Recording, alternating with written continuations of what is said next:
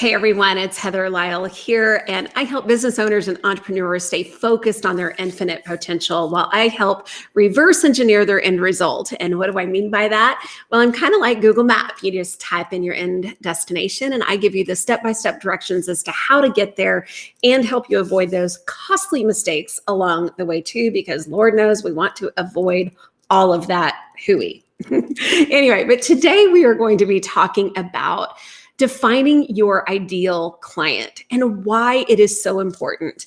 Earlier this week, I dropped a blog post about my 5 tips to develop your profitable marketing strategy for your business. And, it's so interesting. I wanted to do a little bit deeper of a dive on my number one thing that I mentioned in my blog, and it was defining your ideal client and why that is so important. Here's the deal, guys. When it comes to actually marketing and messaging and talking to your customer, your client, you've got to know everything about them in order to market and communicate with them efficiently and effectively. All right. And here's the deal. I'm going to go even further to say, if you're a business owner, an entrepreneur, if you are a leader of an organization and you're trying to raise dollars, oh my gosh, like now more than ever, you better be crystal clear as to who is that person that donates, is a likely suspect that will donate to your organization. Even if you're working for a government agency, I can tell you that my friends at the State Department of Education back in Oklahoma, they are crystal clear as to their various different constituent groups and how to message to them effectively as well too. So this information is good. I don't care, no matter where you are, where business, organization, a government entity. This is really good information for you to at least glean a few nuggets of, gold nuggets to help you at least be able to message better. Okay. So here's the deal. When we're talking about your ideal client, your ideal customer, who it is that you are messaging to, okay, there's 4 things that I want to share with you, just 4, okay? Number 1, first of all, look at who already is buying, purchasing from you, who already is donating to your organization, who are those people that you're regularly communicating with in the first place. Just take a look at that pool. That's a really good place to start. And for those of you who have a product or service that you're selling, have you asked your customers and clients what drew them in to purchase from you in the first place? Because there's always a reason. So this is where this 2-pronged communication is key, especially right now, heading into a very new year with, of course, uncertainty looming and that kind of thing as well too. So be talking to your people. Don't just assume that you've got to communicate. All right. So look at who is already buying, purchasing from you, talk to them, what drew them in the first place, and just kind of get an overall snapshot as to who they are already. Okay. So that's number 1. Number 2, I want you to think about their habits. Okay. What are they Googling?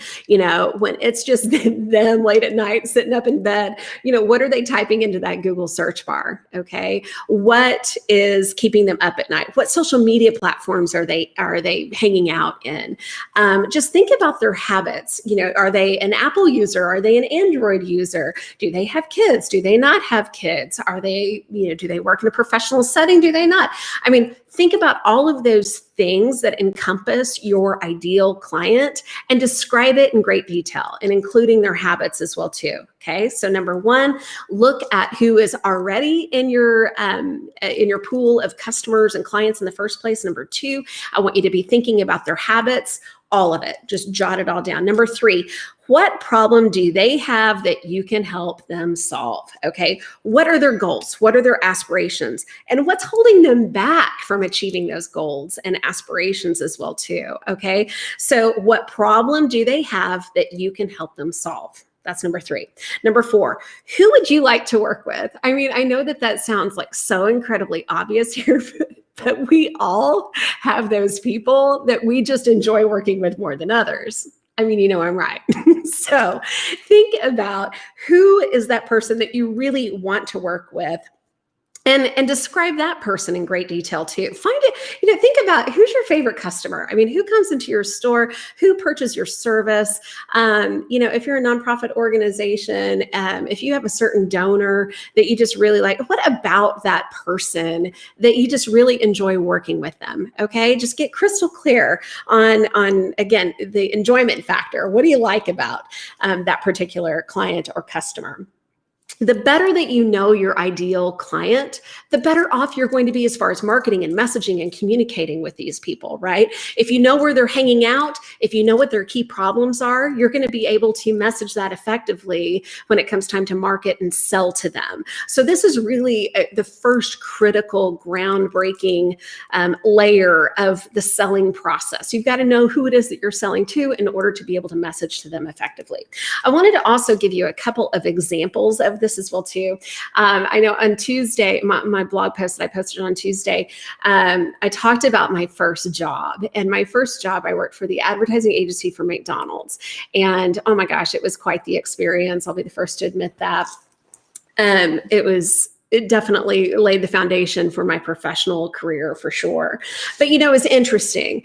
The ad agency that I worked for, we worked lockstep, hand in hand with McDonald's corporate. And McDonald's back in the early 90s, and they're always trying new product launches and that kind of thing. But I remember, Coffee Bar, I don't want to say trying to compete with Starbucks, because Starbucks was really just a fledgling entity at that point. But, we were really kind of starting to think about, coffee and I'm going to call it Starbucks-ish type of coffee offerings, right? And so, we did some test kitchens and some test launches and that kind of thing, and spent a load of money on new coffee machines and all of this stuff. And come to find out, it wasn't really selling. It just wasn't, not to the tune that what we thought it was going to do.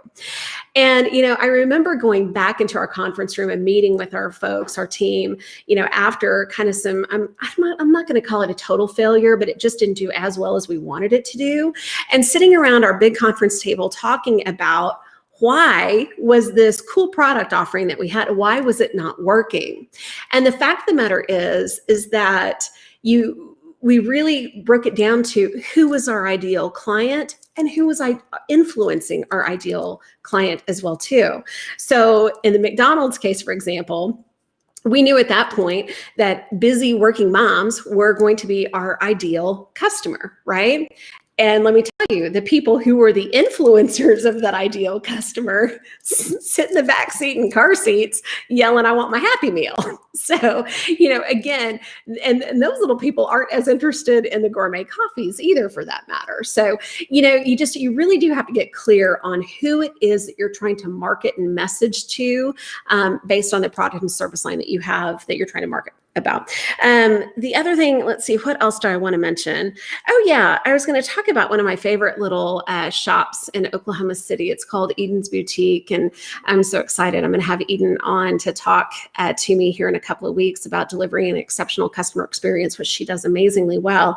But it's interesting. She knows who her customer is. She knows that her customer is a female between the ages of X and Y, and she knows that they have a certain household income, and she knows, she knows exactly who the person is that is buying her product. And frankly, it's a service too. I mean, she brings you your clothes and you get to try them on in the comfort of your own home. I mean, it's perfect. So, it's really getting crystal clear as to who is that person. What do they like? What do they not like? What are they interested in? The kids, do they have it? Are they professional? All of those things, their habits. What problem do they have that you can help them solve? Getting very clear on what that is and what that looks like for you and your product, for your business, is going to make it so much easier in the long run when it comes time to message and market. So anyway, thoughts for the day. Again, I'm going to go over my 4 tips for ideal client. Number 1, look at who already buys from you in the first place. Number 2, I want you to think about their habits. Number 3, what problem do they have that you can help them solve? And number 4, who would you like to work with in the first place? So thanks so much for joining me today, and I look forward to talking to you guys soon. All right, bye.